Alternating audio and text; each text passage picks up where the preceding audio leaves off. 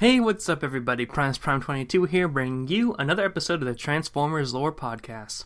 The Transformers Lore Podcast serves to cover information in Transformers lore that would normally be a Transformers lore episode, but there's no visual medium to it, so it's hard to make an actual video for it. So we only have the audio element here.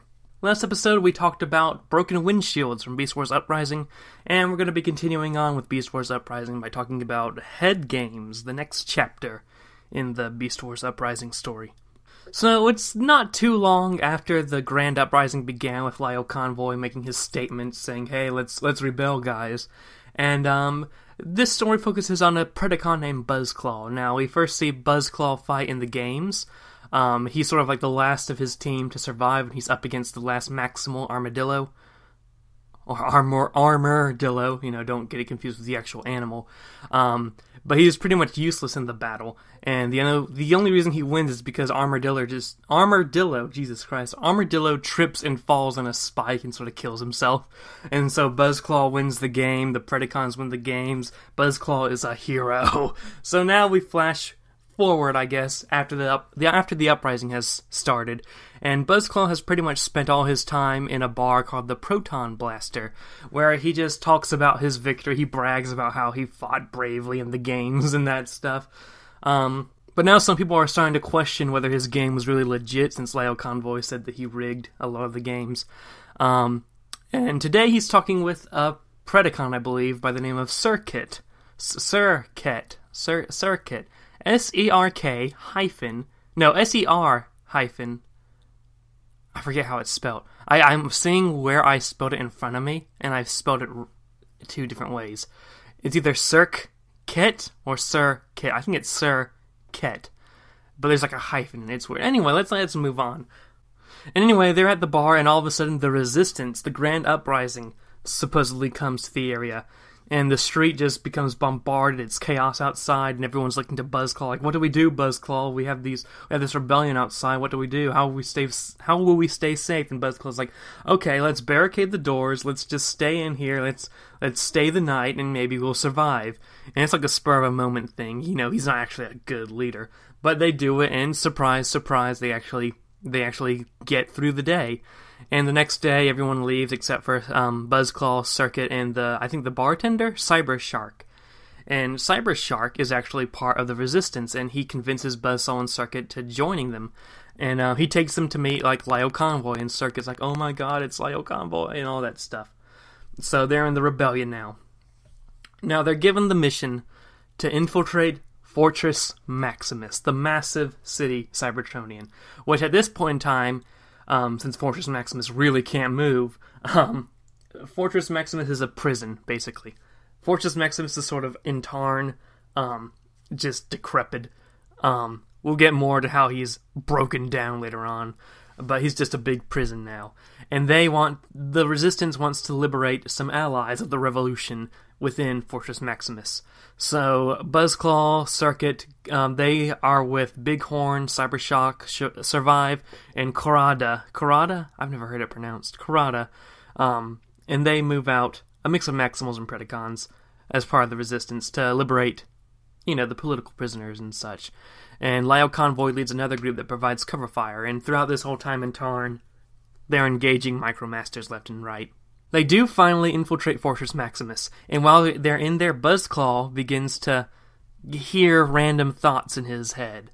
And then, Fortress Maximus does a few transforming here and there, and Buzzclaw is eventually separated from the group. And Buzzclaw's still hearing thoughts in his head, and then he goes into one of the rooms in Fortress Maximus and finds 3 black obelisks, and hears voices who taunt him, and it's Fortress Maximus. But now, let's get into the history of Fortress Maximus. At some point during the Great War between the Autobots and the Decepticons, on Nebulos, Megazarek was doing this whole rise up thing. He was a big Decepticon issue for the Autobots to take care of. So Spike Witwicky and the Autobot Cerebros were binary bonded and eventually became part of the larger super weapon, super transformer Fortress Maximus.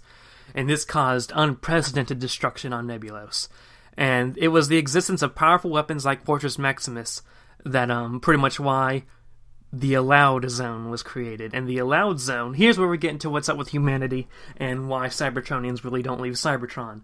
Because humanity has eventually reached the stage of a technological singularity. They are like all super, they're more advanced than the Transformers at this point, and they've united into the Human Confederacy. And they've managed to beat back the Cybertronians, force them on Cybertron with just a limited allowed zone that they can be on. And that's what's up with the humans. They're a super empire at this point that overpower the Transformers. Now, again, Fortress Maximus eventually ends up in Tarn without any energy, and his form is rebuilt as like a prison for the builders. However, Cerebros eventually dies. However, his consciousness is divided into 3 cyber droids, and that's Cord, Plasma, and Gran.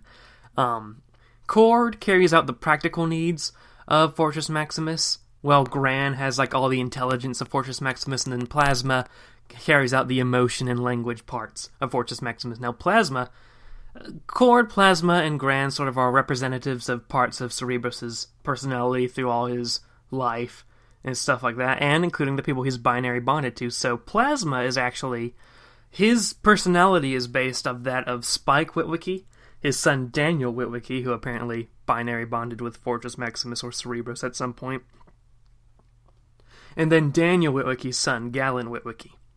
And those are now represented as the 3 obelisks that Buzzclaw is looking at right now.